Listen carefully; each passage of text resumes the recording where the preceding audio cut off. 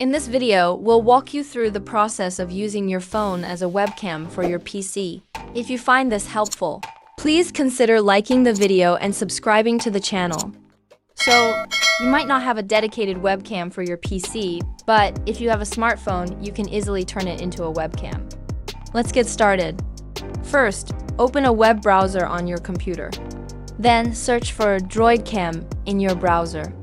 Stick with me, as I'll guide you through the entire setup process. Once you find the Droidcam website, scroll down and locate the section where you can download the PC client. Click on Windows Setup to download the installer.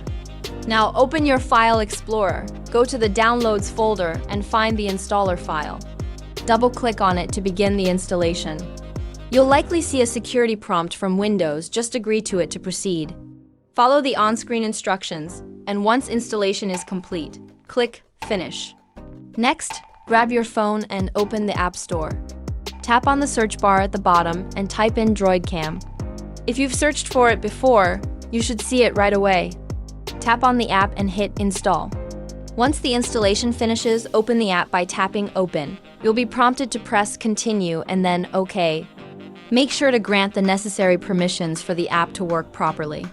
Head back to your computer and open the Droidcam app. Click Add a Device on the screen. The app will start searching for your phone. If it doesn't show up right away, don't worry. Simply click the Refresh Device List button. You might need to click it a few times to make sure it finds your phone. Once your phone appears, manually enter the name and IP address shown on the Droidcam app on your phone. Hit OK, and the connection should be established. Now, go to the bottom left of your phone screen and tap the camera icon. Choose the camera you want to use. For example, here we are in Discord, and I've selected the phone's camera to use as a webcam. And that's it, now you're using your phone as a webcam. If you found this guide helpful, don't forget to leave a like and subscribe for more tips.